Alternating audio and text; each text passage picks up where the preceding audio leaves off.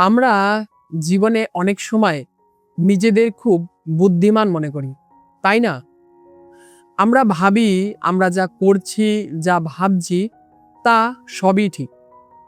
কুরুক্ষেত্রের রণাঙ্গনেও অর্জুনের ঠিক সেই একই অবস্থা হয়েছিল। তিনি ভেবেছিলেন যুদ্ধ না করে মহান হবে এবং তিনি জ্ঞানীদের মতো কথা বলছিলেন। কিন্তু ঠিক সেই মুহূর্তে পরমেশ্বর ভগবান শ্রীকৃষ্ণ অর্জুনকে থামিয়ে দিয়ে যা বললেন তা আমাদের জীবনের সমস্ত দুঃখের মূলে গিয়ে আঘাত করে। পরমেশ্বর ভগবান বললেন, অর্জুন, তুমি পণ্ডিতের মতো কথা বলছো, কিন্তু বোকার মতো আচরণ করছি। কেন পরমেশ্বর ভগবান শ্রীকৃষ্ণ অর্জুনকে বোকা বা অজ্ঞানী বললেন? প্রকৃত পণ্ডিত বা জ্ঞানী কে? আজকের এই ভিডিওতে আমরা শ্রীমদ্ ভগবদ গীতার 2য় অধ্যায়ের 11 নম্বর শ্লোকের মাধ্যমে জানব সেই গোপন রহস্যের কথা, যা আমাদের সমস্ত শোক ও দুঃখ দূর করে দিতে পারে। হরে কৃষ্ণ, আমি অভিজিৎ, আর আপনারা দেখছেন কৃষ্ণ কথা। শ্রী ভগবান উবাচ অশোচ্যানন্য শোচস্তং প্রজ্ঞাবাদাংশ্চ ভাষসে গতাসু ন অগতাসুংশ্চ নানু শোচন্তি পণ্ডিতাঃ। অনুবাদ: পরমেশ্বর ভগবান শ্রীকৃষ্ণ বললেন, অর্জুন, তুমি প্রাজ্ঞের মতো কথা বলছো, কিন্তু যেই বিষয়ে শোক করা উচিত নয় সেই বিষয় নিয়ে তুমি শোক করছো।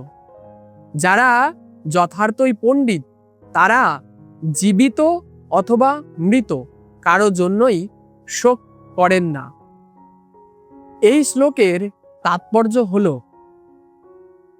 অর্জুন শিষ্যরূপে নিজেকে আত্মসমর্পণ করা মাত্রই ভগবান শ্রীকৃষ্ণ আচার্যের ভূমিকা গ্রহণ করে অর্জুনকে মহামূর্খ বলে শাসন করতে লাগলেন।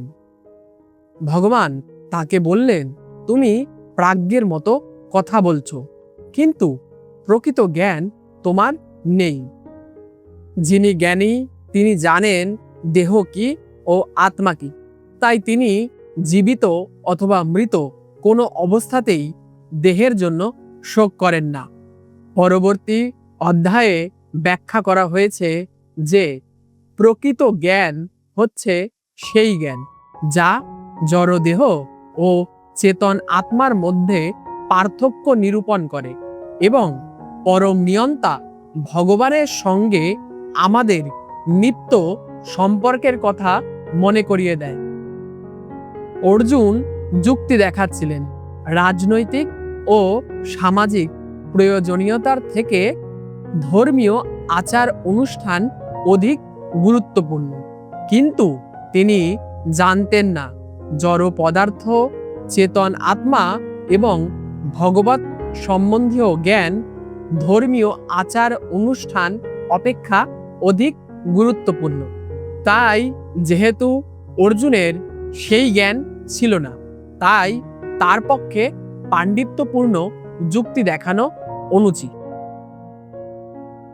তিনি যেহেতু পরম জ্ঞানের অধিকারী ছিলেন না, তাই তিনি অনর্থক দেহের জন্য শোক করছিলেন।